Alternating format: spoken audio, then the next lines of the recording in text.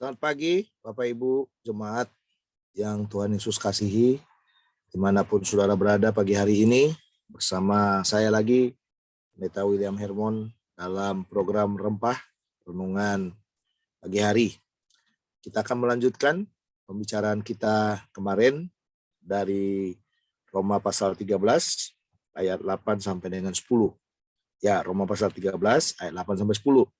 Kemarin kita sudah membicarakan tentang pengertian dari kasih. Kita sudah simpulkan ya dari definisi yang saya temukan bahwa kasih itu bicara rela, rela dan rela. Ya, jadi apapun itu kita harus rela. Nah, tetapi saudara, hari ini kita akan melihat kasih yang rela itu bagaimana cara mewujudkannya. Ya, bagaimana cara mewujudkannya? Di dalam ayat 8 dikatakan, janganlah kamu berhutang apa-apa kepada siapapun juga. Nah, ini dia saudara. Jangan berhutang apa-apa, ya, jangan berhutang apa-apa kepada siapapun. Hutang itu biasanya kita meminjam sesuatu, ya, entah itu benda, entah itu uang, atau entah hal-hal tertentu, ya, yang istilahnya kita pinjam. Ya, pinjam itu biasanya ada dua sifat orang yang minjam. Yang pertama, minjam lalu dikembalikan. Yang kedua, minjam tidak dikembalikan. Nah, ini ciri khas orang berhutang. Ya, ini ciri khas orang yang berhutang. Sekali lagi, dia minjam, dia kembalikan, dan dia minjam tidak dikembalikan. Nah, saudara, biasanya orang-orang yang minjam dikembalikan tidak jadi masalah dalam perutangan. Ya, ini ya, dalam perutangan. Biasanya kalau kita minjem lalu kita balikin, itu biasanya tidak masalah. Tetapi saudara, kalau ada orang minjem lalu tidak dikembalikan, ini yang jadi masalah. Ya, ini jadi masalah. Masalahnya di mana saudara? Yang ngutangin biasanya akan emosi. Yang ngutangi biasanya akan marah. Yang ngutangi biasanya akan mulai membicarakan apa yang sedang dilakukan orang yang berhutang itu. Nah, makanya dalam bagian ini saudara, hutang itu bisa membuat kita saling saling tolong menolong, ya, karena kita menolong orang susah seperti itu. Tetapi juga hutang itu bisa membuat pertengkaran di antara kita.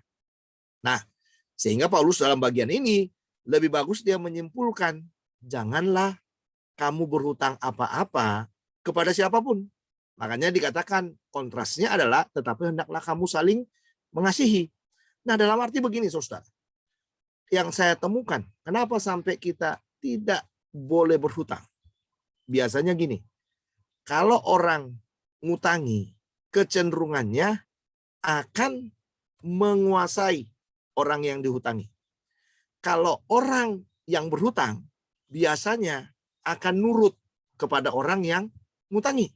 Nah, sehingga saudara kalau mau dimunculkan kasih kepada orang-orang yang seperti ini akan menjadi sulit.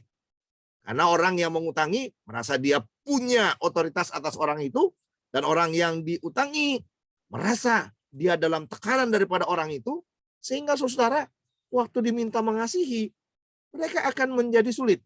Ataupun kalau mereka mengasihi, biasanya saudara membuat kasih itu dengan terpaksa. Nah, makanya dikatakan dalam bagian ini, tetapi hendaklah kamu saling mengasihi. Daripada berhutang, dikatakan oleh Paulus dalam bagian ini, hendaklah kamu saling mengasihi. Nah, mengapa saudara? Karena kalau kita mengutangi, tadi saya katakan kecenderungan kita otoriter dan menguasai. Kalau kita dihutangi, biasanya kita dalam penguasaan dan dalam sebuah tekanan. Tetapi saudara, kalau kita mengasihi, kita akan lebih bebas menentukan sikap pada waktu orang datang minta tolong kepada kita. Nah, ini di sini yang dikatakan rela tadi. Ya, di sini yang dikatakan rela tadi. Ya, jadi pada waktu orang dalam kesulitan datang minta tolong kepada kita. Pinjam uang dong. Aku lagi kesulitan nih. Aku lagi ada dalam kesulitan besar. Bisa nggak kamu membantu saya? Tolong pinjami uang dong buat saya. Saudara, kalau saudara mengasihi, kemungkinan kita tidak perlu mengutangi. Karena apa? Karena tadi kasih itu rela. Nah, orang yang tidak perlu mengutangi itu tadi, dia dengan rela. Nah, ini garis bawahi saudara. Dia akan dengan rela menolong orang itu, tetapi kemungkinan besar tidak sejumlah yang dia minta. Jadi, kenapa saudara? Karena mengasihi itu apa yang ada padaku. Ya, apa yang ada padaku. Kalau orang ngutang saudara, kalau kita tahu, nah ini dia ya, kalau kita tahu ujung-ujungnya akan terjadi pertengkaran di sana saudara, mendingan itu yang dikatakan oleh Paulus, mendingan lebih bagus saling mengasihi aja. Jadi kasih sesuatu kepadanya, dengan rela kasih sesuatu kepada dia, tolong dia, ya, tolong dia dalam kesulitannya, tetapi jangan utangi. Nah, ini saudara ya, jangan utangi, tapi dengan rela apa yang ada padamu berikan kepada dia. Nah, ini saudara, dengan rela ya, apa yang ada padamu berikan kepadanya. Kalaupun mungkin saudara bisa mewujudkan sejumlah yang dia butuhkan itu saudara, kalau saudara rela. Kalau saudara rela, ini kasih. Kalau saudara rela, ya kasih. Tapi kalau saudara tidak rela, kasih sesuai dengan kerelaan yang ada di dalam dirimu. Itulah kasih. Ya, jadi kasih itu bukan berarti saudara, saya mau minta sesuatu ke orang, pinjam dong 5 juta gitu. Lalu orang itu akan kita katakan, rela kasih 5 juta nih gitu. Kalau ada orang yang seperti itu ya puji Tuhan. Ya, tapi kan nggak semua orang bisa seperti itu. Nah, jadi jalan keluarnya adalah bantu dia sesuai dengan apa yang ada padamu. Itulah yang namanya kerelaan itu. Yesus menolong kita. Yesus membawa kita keluar dari dosa. Yesus menebus kita. Itu kerelaan. Kenapa? Itu yang ada padanya. Jadi yang ada padanya adalah dia memberikan segala yang terbaik bagi kita. Dia turun ke sorga, dia mengambil rupa manusia, hidup bersama dengan manusia, dan pada akhirnya dia dengan rela menyerahkan nyawanya untuk kita. Apakah semua orang punya standar seperti Yesus mengasihi? Saya katakan tidak. Makanya kasih itu kerelaan. Sejauh mana saudara rela memberikan bagian dari hidupmu itu kepada orang lain. Itulah kasih. Jadi tidak ada keterpaksaan saudara. Ya, jangan juga bilang, oh dia kaya, dia nggak bisa nolong saya, itu aja nggak bisa ditolong saya. Gimana dia mau mewujudkan kasih? Salah. Salah. Ada banyak orang kelihatan kaya, kelihatan punya semuanya, seolah-olah dia punya uang. Tetapi saudara, bukan berarti kalau diutangi, otomatis akan diutangi. Ya kan? Otomatis akan diutangi. Karena ini bicara apa? Kerelaan. Karena firman Tuhan bilang tadi kepada kita, janganlah kamu berhutang apa-apa kepada siapapun. Berarti saudara, ini berarti nggak boleh ngutang. Nah itu kata kuncinya. Jadi yang ditekankan kepada kita, nggak boleh ngutang. Jangan berhutang. Jangan mencoba berhutang apa-apa kepada siapapun. Kenapa? Karena itu bukan kasih. Orang ngutang atau ngutangi, itu sebenarnya bukan kasih. Jadi yang disebut kasih itu sebenarnya bicara kerelaan kita. Nah ini kata kuncinya ya. Bicara kerelaan kita. Kita rela dalam memberikan apa yang menjadi keperluan dari orang-orang yang ada di sekitar kita. Jadi kalau kita rela, yang terbaik daripadamu kamu mau beri, ya beri aja, nggak ada masalah. Ya kan? Kalau orang itu membutuhkan atau orang yang mungkin kita kasihi, mungkin lebih senang dengan orang-orang tertentu, ya silakan. Itu bicara kerelaan. Itu kasih, saudara. Ya, itu kasih. Jadi kasih itu yang terbaik dari kita pun kita harus berikan kepada orang lain. Dan memang harus belajar. Kemarin saya khotbah ini ya saya harus diuji dengan keadaan itu. Dan saya harus berkata, saya rela. Silakan. Ini dia ya. Silakan. Silakan tempuh jalan yang lebih baik. Kenapa? Karena kata kuncinya kita rela. Ya kan?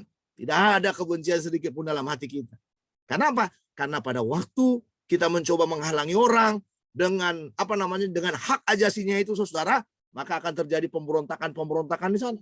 Pada waktu kita katakan nggak boleh, ya kan? Akan terjadi pemberontakan-pemberontakan di sana. Pada waktu kita bilang jangan, ya kan? Orang akan melanggar.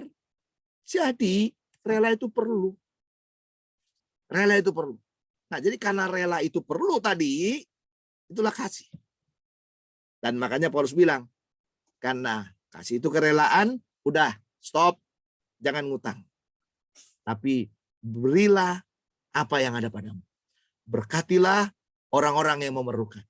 Berkati dan jangan mengutuk. Tuhan Yesus memberkati kita. Mari kita akan mewujudkan kerelaan yang besar ini dengan tidak berhutang, tapi kita berusaha memberikan apa yang ada pada kita. Mari kita berdoa. Tuhan Yesus, terima kasih firman. Banyak yang berharga dalam hidup ini yang mungkin orang lain membutuhkannya. Atau banyak mungkin orang-orang yang berharga menurut kami. Tetapi kalau orang lain mungkin memerlukannya, kami harus berkata rela. Atau banyak mungkin benda-benda tertentu, uang, harta kami. Tapi pada waktu orang membutuhkannya, kami harus rela. Karena kami tahu Tuhan, itulah kasih. Dan apa yang ada di tangan kami itu semuanya adalah titipan yang daripada Tuhan. Kami harus belajar berbagi kepada orang-orang yang ada di sekitar kami. Tolonglah kami hari ini memasuki hari-hari kami. Supaya hidup ini kami jalani dengan kerelaan penuh. Tanpa syarat, tanpa apapun. Waktu orang merampas apa yang menjadi milik kami, kami mau belajar rela. Karena kami tahu bahwa itulah kasih yang sesungguhnya. Ampunilah kami. Kalau seolah-olah kami merasa berkuasa atas sesuatu. Kami mau belajar rela dan rela. Mudah dan mudah untuk mengatakan rela. Tapi sulit untuk melepaskan apa yang ada pada kami. Tapi hari ini kami mau belajar melepaskan semuanya demi Tuhan yang mengasihi kami. Demi Tuhan yang memberikan hidupnya bagi kami. Dan kami mau belajar rela dan rela. Terima kasih, berkati kami hari ini. Dalam semua aktivitas, dalam semua keperluan, demi keperluan kami.